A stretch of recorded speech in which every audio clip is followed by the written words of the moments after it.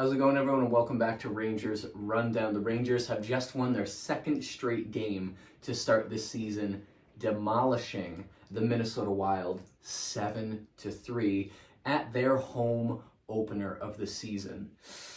So if you're a Minnesota Wild fan, not the best night for you, but if you're a Rangers fan, a spectacular night. And we will talk all about this game in just a second. A few notes to start this game. Sammy Blais did come on the trip with the Rangers, so he may be in the lineup tomorrow when the Rangers go play in Winnipeg's season opener. Maybe Rangers can spoil 3 season openers in a row for these teams. You never know. Could happen. The hot streak the Rangers are on, I wouldn't doubt it if they did. Kravtsov did not come on the trip, which means he is too injured to play in tomorrow's game, but he should be back in the lineup the game after. At least we hope. I mean, Kravtsov was supposed to play last year. He didn't play all season. He played 2 shifts so far this season, so we really don't know what we have with this guy, Vitaly Kravtsov. Hopefully he gets healthy soon. I really want to see what this kid is made of. The Rangers seem to be doing fine without him. Maybe they can do better with him. You never know. The lineup tonight, Kreider, Zibanejad, Kakko, still that first line. Panarin, Trocheck, Lafreniere. That second line looked fantastic. Vesey, Hedl, Goudreau as the third line, and then Hunt, Carpenter, Reeves as the fourth line. Lindgren, Fox, Miller, Trouba, Jones, Schneider, and of course Igor Shesterkin in the net. We get into the first period. Great early saves by Shesterkin, one of them on a cross-ice feed during a Minnesota 3-on-2. Carpenter lays a big hit on Boldy and ends up drawing a tripping penalty on Middleton, who has a wonderful mustache. If there's any Minnesota Wild fans watching this video right now, that's one of your silver linings of this game tonight. Middleton, fantastic mustache. But the Rangers do get on the power play early in this game, and Kreider would score the opening goal of the game on the power play from Zibanejad and Panarin. Just tic-tac-toe. Kreider's wide open in front of the net. All he has to do is push it over the goal line. Rangers go up 1-0. 6 minutes in, Shesterkin, great save on Hartman in front. A minute later, Trouba stops a point shot with his back, and Shesterkin makes a save off of that rebound.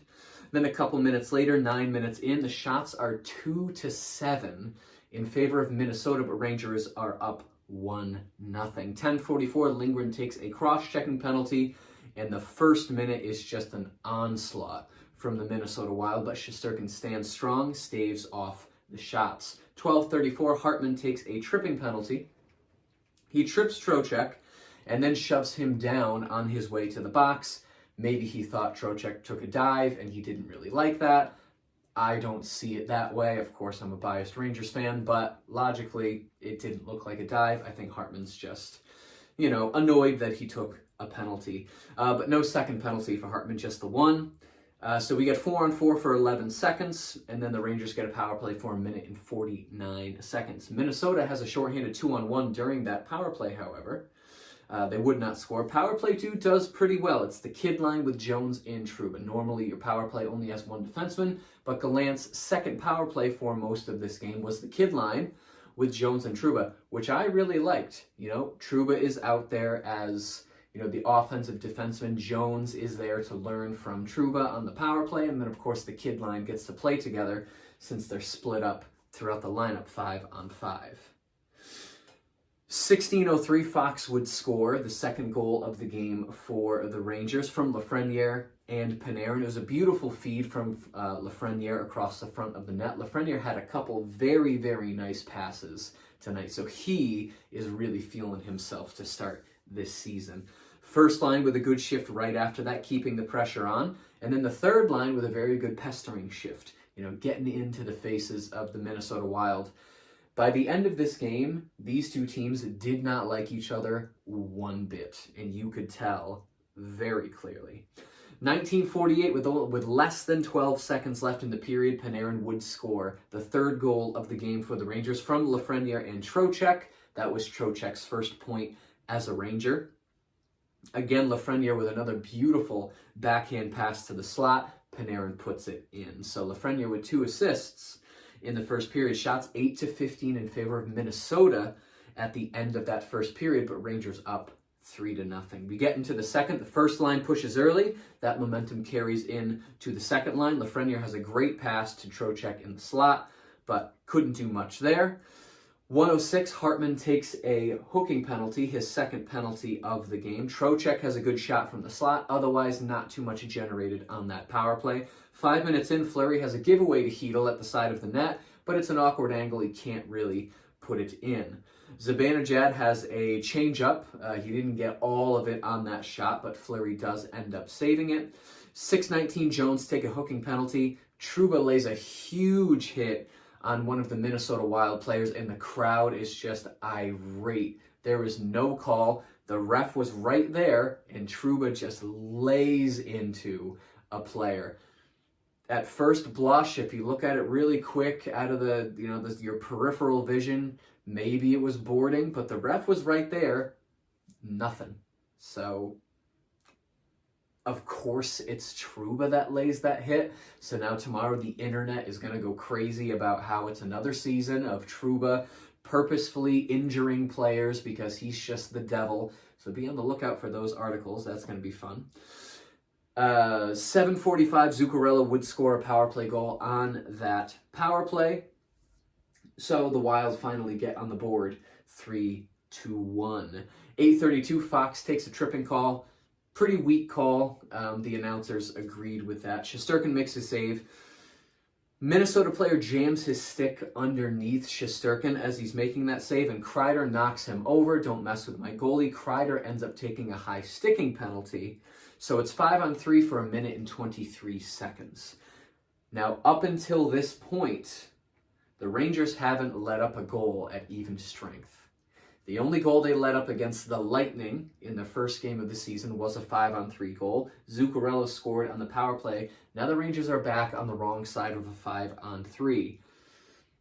It's tough to kill off a 5-on-3, especially one of this length, but the Rangers do end up killing it off. The lines come together after a Shesterkin stoppage, and that leads to penalties.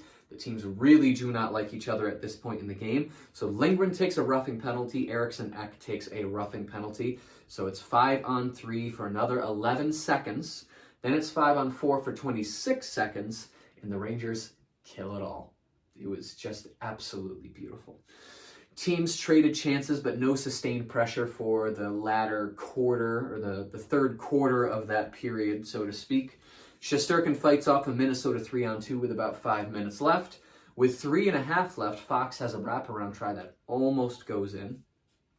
And then at 16:54, Chytil scores a goal from Fox and Gaudreau. It was a Fox point shot. Chytil gets the rebound. He's able to put it in. Shots 13-15, again, in favor of Minnesota, but the Rangers balancing out those shots throughout the second period. We get to the third period, second line, a great early shift.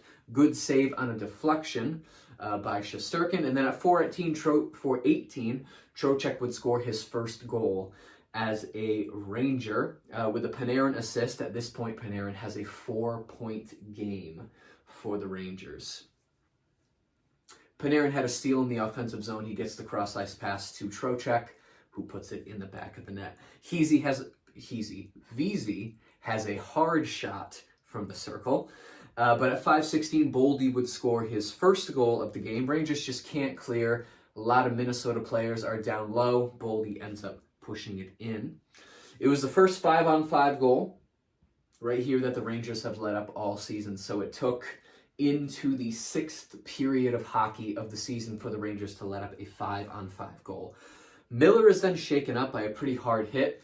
He goes to the bench. He has a pretty decent gash next to his eyebrow, but he gets patched up. He would stay in the game. Everything's fine. 30 seconds after the Boldy goal, Kakko scores an unassisted goal to put the Rangers back up. What is that? 1, 2, 3, 4, 5, 6. 6-2. So that's the second time the Rangers were up by 4 goals with that Kakko goal. He holds on to the puck and he makes just like a big circle all the way around the net. He finally gets to the front. He's able to put it in. At this point, 6 different goal scorers for the Rangers, which is fantastic. That's what we want to see, especially 5-on-5 goals, which is where the Rangers really struggled last season. 7 goals, 1, 2, 3, 4, 5, 6 of them 5-on-5. We will take that every single game. But at 6:20, Boldy would score his second goal of the game. He fakes out Shesterkin. He gets behind him. He's able to push it over the goal line. So that's 4 goals between the two teams in the span of 2 minutes and 2 seconds.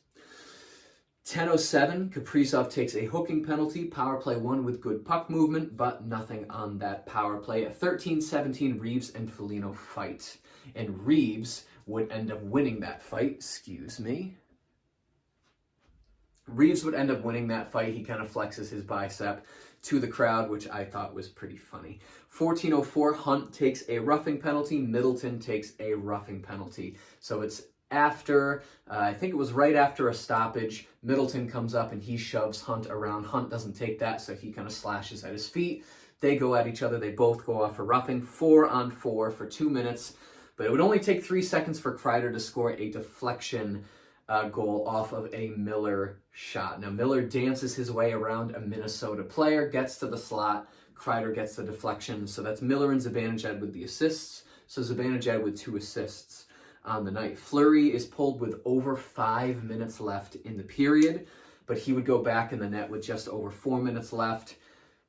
Evason trying something. You're down by 4. Why not pull the goalie with 5 minutes left? 16:22, Brodin takes a high sticking penalty, and power play 2 starts that power play. So that's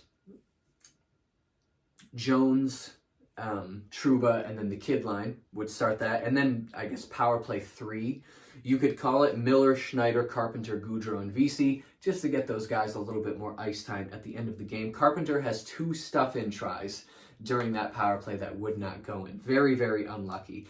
We get to the end of the third period, shots 14-6 in favor of the Rangers. The Rangers finally outshoot the Wild in a period, and the Rangers win 7-3. Convincingly, they win 7-3. The stats by the end of the game, shots 35-36 in favor of the Wild. So after the Rangers outshot 8-15 in the first period, they climb back and almost even up the shot total. Faceoffs, 50% even, each team winning half the faceoffs. You don't see that often. That's pretty cool. Power play went 1 for 5, hits 27-20 in favor of the Rangers, blocks 13-12 also in favor of the Rangers. It was the first MSG broadcast of the season, which means we get a trivia question. And the trivia question of tonight's game was, who was the other Ranger to score both a power play goal and a shorthanded goal in a season opener? Zibanejad did it the other night against the Tampa Bay Lightning, but who was the other Rangers player to do that same feat? I will give you a second. Pause the video if you want to think about it longer. That player is Adam Graves, October 5th, 1996, at Boston. So it hasn't happened in a very long time, but Zibanejad able to do that. And now, the glory graph. Where shall I put the Rangers tonight? Definitely in the top half. They win by 4 goals. Yes, they led in 3 goals. Yes, towards the end of this game, especially right here, the play did get rather sloppy. So they win by 4 goals. I won't say their effort was as good as the Lightning game, but still pretty good effort. Just got sloppy defensively in that third period. So I will put the Rangers, let's say right here for this one. Still very much in the yellow. Not quite the effort we saw against the Lightning, but a very solid game. If you like goals, this is the game for you. If you didn't see this game, watch the highlights. It is so much fun to watch. The Rangers are back in action tomorrow night, so back-to-back. So we will see Halak play tomorrow night when the Rangers go up to Winnipeg to play them in their season opener. Maybe the Rangers can play spoiler for the 3rd straight game. If you enjoyed this video and you'd like to see more videos like it, be sure to hit the subscribe button. Thank you so much for watching, and I will see you in the next rundown.